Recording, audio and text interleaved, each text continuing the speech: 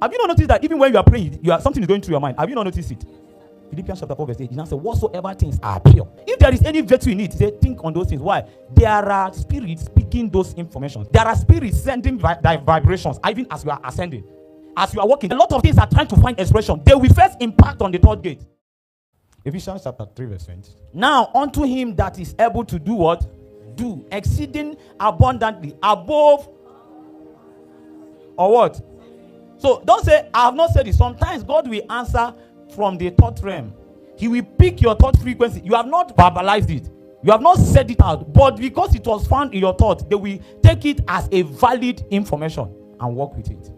Have you not noticed that even when you are praying, something is going through your mind? Have you not noticed it? Philippians chapter 4 verse 8, it now says, whatsoever things are pure. Yeah? If there is any virtue in it, say, think on those things. Why? There are spirits speaking those information. There are spirits sending vibrations, even as you are ascending. As you are walking, things are happening. A lot of things are trying to find expression. They will first impact on the third gate. If you give room to it, then soon, things will begin to change physically. But where it really started was at the thought. Somebody begins to talk down on your man of God. You didn't used to think about it before, but all of a sudden, you started staying around the person. Guess what? It started infusing you. Daddy used to talk about all those, what is that thing? Those short videos that YouTube. Reels. How this one did this one, how this one did this one. And something inside you has already been, you have stayed around somebody that, even every time he's scrolling, those are the kind of things he will be watching and be laughing and smiling and say, now wow, is it true? This person didn't even finally say what these people just deceived us. Tomorrow, you don't know what has happened to you. There is a reprogramming. The same thing that is happening when we stay in the presence of God, face to face with Jesus. He's reprogramming things in our thought. There are things. The transformation happens first in our thought. The way we think matters. There is a way Christ thinks. There is a way a believer thinks. The Bible says, as he thinks in his heart, what? So the totality of the outcome of his life is just equal to the things that are found in his thought life. And the things that will be sustained in your thought will be dependent on the kind of heart you have sustained. Whether those thoughts will come and be trapped or not will depend on the kind of heart you have sustained. So you can see, we can be praying together, praying. If an evil thought flies around, what will trap it will be the state of your heart. That's why something can be moving and this person will think about it. Have you ever come close to someone and he said something and you found out that this is almost the same thing? This is exactly the same thing you just wanted to say now. There is a frequency around that place.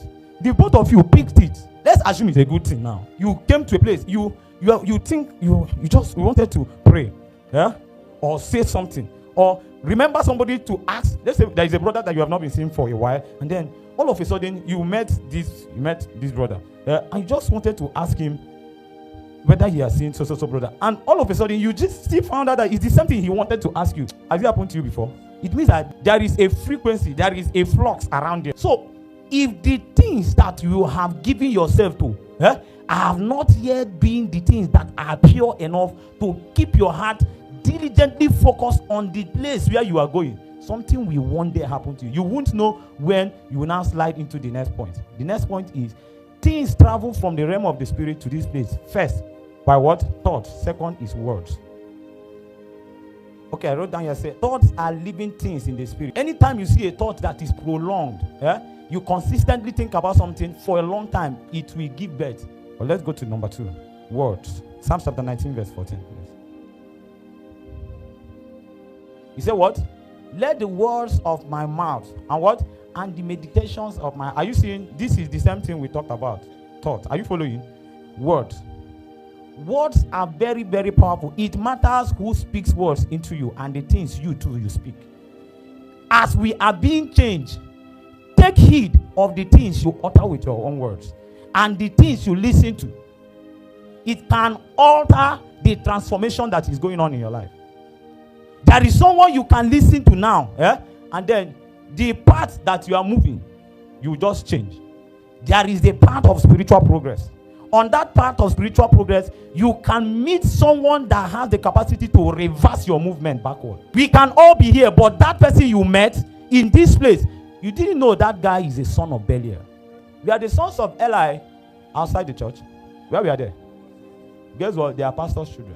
But they are sons of Belial. They actually represent an order. Yeah? Remember what the Bible said? It said that life and death is in the word power of the tongue. Life and death are two spiritual protocols, possible spiritual protocols. An operation of life and an operation of death. There is something you will say that is equal to death as a protocol. Remember, when a protocol begins to work, it's like a system that is set in motion. It can fetch information for itself. There is something you will listen to and it grows in your heart. Why? It's life. It can build you up. But there is another thing you will hear and it will weigh you down. It can alter your gaze.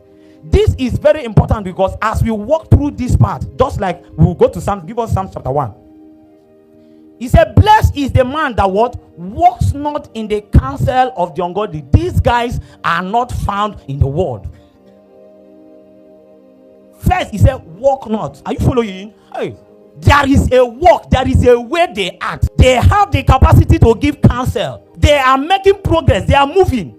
They are working with you. You are fasting. They are fasting. You pray. They pray. They can even pray more than you and motivate you to pray, ginger you to pray.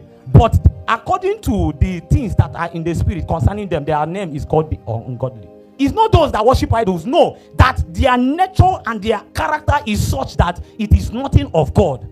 It is anti-God or anti the progress or the mystery that the life that is at work in that conclave.